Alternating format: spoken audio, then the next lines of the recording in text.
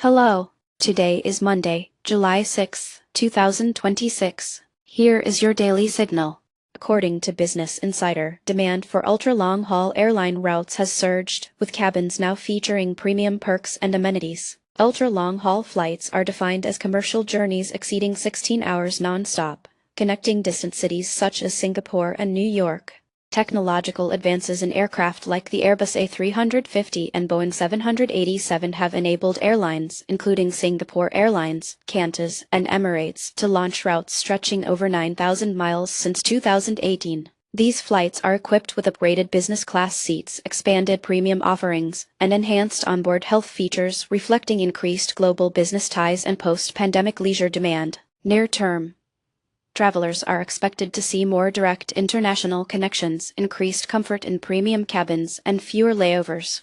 Airlines are now competing to offer wellness amenities and innovative cabin designs tailored for flights over 16 hours, and airport hubs may shift, impacting regional economies and reducing demand for stopover destinations. Sustained operation of ultra-long-haul routes will require ongoing investment in aircraft efficiency and crew well-being. Next, on to Russia's refinery strikes and their fallout. Fortune reports that Russians are living with fuel shortages and strict rationing, as President Putin insists that the war against Ukraine will continue despite mounting internal strains.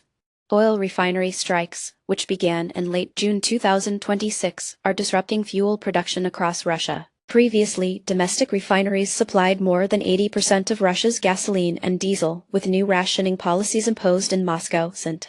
Petersburg, and several Siberian cities since July 2026. Key oil companies like Rosneft, Lukoil, and Gazprom have seen their operations crippled, with Rosneft reporting a 35% reduction in output as of July 6, while the Ministry of Energy issued emergency orders to prioritize hospitals and public transport. In Volgograd, drivers are now limited to 20 liters of fuel per week. The consequences are already apparent. Food deliveries in urban centers are delayed due to restrictions on commercial vehicle fueling. Critical services such as ambulances and fire departments face operational risks if fuel shortages persist, and inflation could spike as supply chain disruptions worsen. Political tension is rising, with protests targeting the Kremlin's management of the crisis. Now, turning our attention toward developments in artificial intelligence, TechCrunch highlights how a wave of new terminology is changing both the adoption and public understanding of AI in 2026.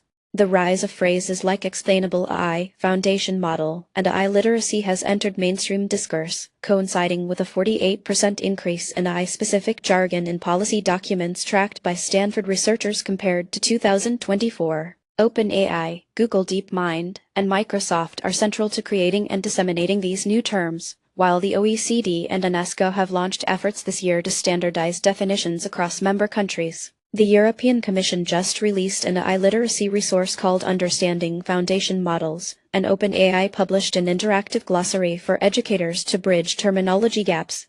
In the near term, wider adoption of these terms is expected to accelerate public understanding and promote responsible use in both education and business. However, inconsistent terminology across regions could delay regulatory harmonization and impede international collaboration, while a surge in demand for AI literacy will likely fuel growth in online courses and certification programs over the next 6 to 12 months. Ultimately, the clarity or confusion around new terminology could either demystify AI technologies for the general public or create barriers to engagement. Now, onto the markets. International equities saw broad gains, with Italy rising by 0.84% and Spain posting the strongest momentum, up 6.4% month-on-month. The United Kingdom inched ahead with a 1.7% monthly gain, while Belgium slipped 1.4% for the day and was the weakest performer among European names. Commodities were mixed. Gold advanced 1.1% while silver surged 2.0% on the day. Agriculture led with a 3.0% daily spike, and lithium edged lower, but corn and wheat remained firm with positive daily moves.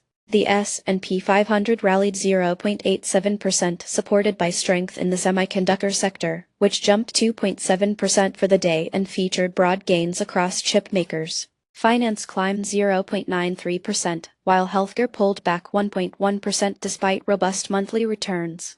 Among notable stocks, AMD soared 6.6% for its strongest daily performance, Axon surged 4.2%, and Oracle gained 2.5%, whereas Microsoft eased slightly by 1.0% on weaker momentum and Adobe fell 0.75%. Today's biggest gainer was LHSW, up 223%, followed by IVDA and FXHO both posting triple-digit gains. RAE was the top loser, down 69%.